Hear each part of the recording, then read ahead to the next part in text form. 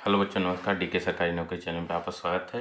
और मैं आपके लिए लेके आया हूँ यूपी ट्रिपल पेट के मैथ के 5 क्वेश्चन। उसकी मैं आपको प्रैक्टिस कराऊंगा और उम्मीद है कि आपको ये क्लास बहुत अच्छी लगेगी। और अगर अच्छी लगे तो लाइक, शेयर और सब्सक्राइब अवश्य कर लें। देखिए ध्यान से इसका फर्स्ट क्वेश्चन, 7/11 को दशमलव रूप में व्यक्त करें। ठीक है, तो देखिए ध्यान से। अब 7/11, अब इसको आप दशमलव में तभी व्यक्त कर सकते हैं जब 7 में 11 से भाग देंगे तो 0 दशमलव बढ़ेगा तो 1 0, 11 छक्का 66, यहाँ 4। अब दशमलव लग चुका है तो आप 0 बढ़ा सकते हैं, 1 0 बढ़ा सकते हैं, दूसरा 0 बढ़ाने की जरूरत पड़ेगी तब आपको फिर 0 1 बढ़ाना पड़ेगा। अब 11 तियाँ 33, फिर 7 बचेगा, फिर 0, 11 छक्का 66, फिर 4, फिर 0, फिर 11 तियाँ 33। तो कहने का मतलब आप देख पा रहे हैं 6 3 6 3 6 3 आता जा रहा है। तो इसका यही मतलब होगा कि 0.63 के ऊपर बार, जितने अंक रिपीट होते हैं उनमें हम बार लगा देते हैं। ठीक है, अब देखते हैं इसका सेकंड क्वेश्चन जो कि 32 नंबर पे दिया हुआ है।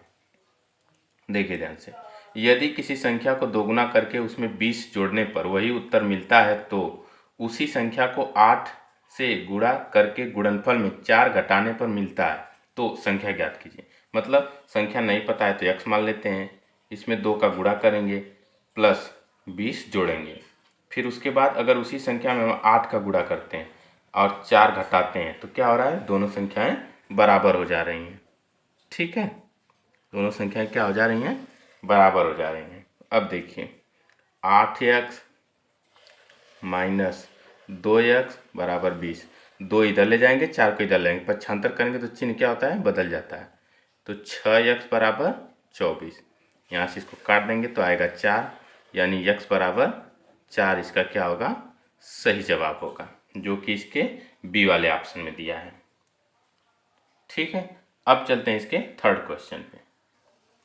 देखिए इसका 33 नंबर, निम्न में से कौन सा व्यंजक 3 के घाते 34 प्लस 3 के घाते 35 का वर्गमूल निरूपित करता है।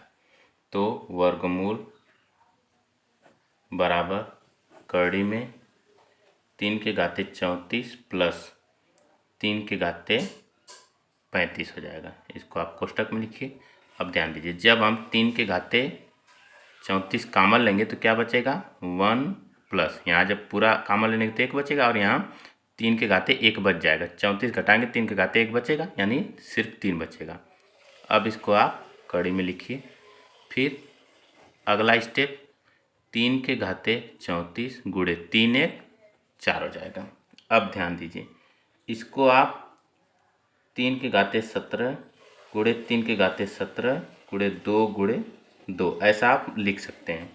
तो देखिए यहाँ जोड़ा बन रहा है, यहाँ जोड़ा बन रहा है, तो अब इसको आप लिखें कड़ी बार आ जाएगा, 2 गुणे 3 के घाते 17, यह इसका सही जवाब हो जाएगा। आप देख सकते हैं इसके सी वाले ऑप्शन में दिया हुआ है। आई होप कि आपको समझ में आ रहा होगा। ठीक है, अब ये 3 के घाते 17 गुणे 3 के घाते 17 क्यों लिखे हैं, क्योंकि ये जो 3 की जो आधार जब बराबर होता है तो घातांकों को जोड़ने के बाद आपका ये मान आता है, यानी 3 के घाते 34 कब आएगा, जब 3 के घाते 17 3 के घाते 17 होगा। दोनों बराबर इसलिए लिखा गया है क्योंकि वर्गमूल लेना है, तो आपका बराबर रहेगा तो एक जोड़ा उसमें से जोड़ा बनेगा तो उसमें से एक संख्या बाहर आ जाएगी। ठीक है, तो अब चलते हैं इसके फोर्थ क्वेश्चन जो कि 34 नंबर पे दिया हुआ है। देखिए 11 पारियों के बाद एक बल्लेबाज का प्रति पारी औसत स्कोर 52 है। 13 पारियों के बाद औसत बढ़कर 54 हो गया। यदि बल्लेबाज ने 13वीं पारी में पिछली पारी से 16 रन अधिक बनाए तो उसने 12वीं पारी में कितने रन बनाए। तो देखिए योगफल पहले निकाल लीजिए। योग तो 11 पारी में कितना रन बनाता है, 52। ठीक है, 52 इसका औसत स्कोर है, तो योगफल निकालने के लिए जितनी पारी होती है जितना औसत होता है गुणा कर देते हैं। 11 दूना 22, 11 पचे 55, 2 57। फिर उसके बाद 13 पारियों में कितना बनाता है, 54, तो 13 चौको 52, 13 पचे 65 और 5 70। ठीक है, तो अब ध्यान दीजिए ये 11वीं पारी, ये 13वीं पारी, अगर इनका हम अंतर कर देते हैं तो बीच में जो 12वीं पारी आएगी उसका निकल आएगा। तो अंतर बराबर 702 माइनस 572, तो 0 10 में से 7 जाएगा 3, 6 में से 5 जाएगा 1, 130 आ गया। अब ध्यान दीजिए मानेंगे माना 12वीं पारी बराबर यक्स रन और 13वीं पारी बराबर यक्स प्लस 16 रन, क्योंकि क्वेश्चन में आपको बता रहा है कि 13वीं पारी में पिछली पारी से 16 रन अधिक बना रहा है, यानी 12वीं में अगर यक्स बनाएगा तो 13वीं में यक्स प्लस 16 बनाएगा। अब ध्यान दीजिए 12वीं पारी प्लस 13वीं पारी बराबर 13वीं पारी का 13वीं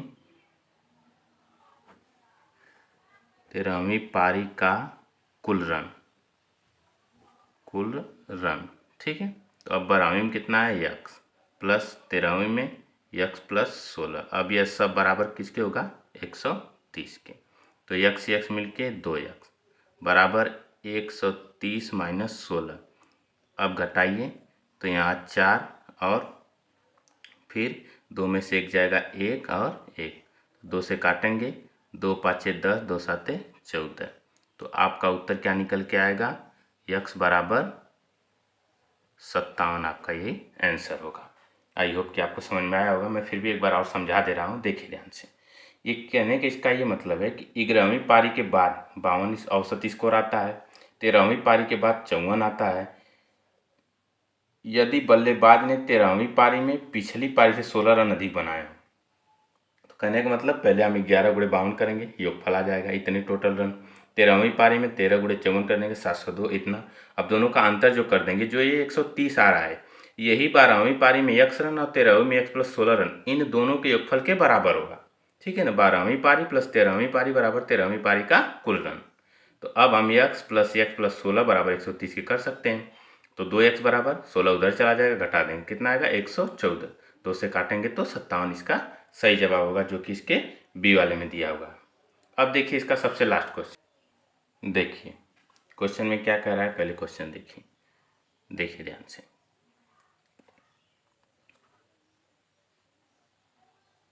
अब देखिए एक दवा पर्यवेक्षक 0.05% दवाओं को दोषपूर्ण दवाओं के रूप में खारिज कर देता है। 4 दवाओं को खारिज करने के लिए कितनी दवाओं की जांच करनी होगी। तो इसको ये कहने का मतलब है कि 0.05% है, इसी को आप जो है इनमें बदल दीजिए 0.05/100, ठीक है। जब यहाँ से दशमलव हटाएंगे तो 2 जीरो यहाँ पे बढ़ जाएगा। अब यह आपका पूरा गया 5/10,000, ठीक है। इसको काटेंगे 5 से कम 5, 5 दूनी 10, यानी 1/2000, ठीक है। अब बात समझने वाली है, अब यही समझिए। इसके कहने का मतलब है कि एक दवा खारिज करने के लिए उसको क्या है 2000 दवाएं चेक करना पड़ रहा है। इसलिए 4 दवा खारिज करने के लिए 4 गुणे 2000, तो कितना आ जाएगा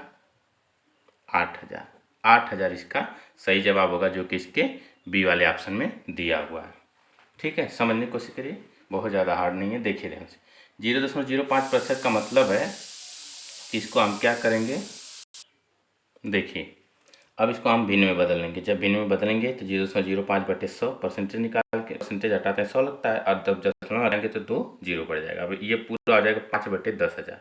जब इसको काटें तो 5 से कम 5, 5 दूनी 10, 2000, यानी 1/2000 आ जाएगा। अब इसको कहने का यही मतलब है कि एक दवा खारिज करने के लिए उसको 2000 दवाएं चेक करना पड़ रहा है, तो 4 दवा खारिज करने के लिए क्या करना पड़ेगा 4 गुणे 2000, यानी 8000 दवाओं को जब वो चेक करेगा तब 4 दवाओं को क्या करेगा वो खारिज करेगा।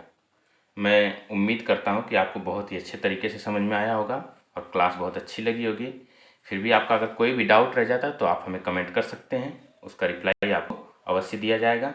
वीडियो अगर अच्छी लगी हो तो लाइक शेयर अवश्य कर दीजिए, जिससे कि आने वाली वीडियो जो है और भी अच्छे तरीके से बनाया जा सके और आप लोगों को एक अच्छे कंटेंट के साथ दिया जा सके। वीडियो पूरा देखने के लिए धन्यवाद।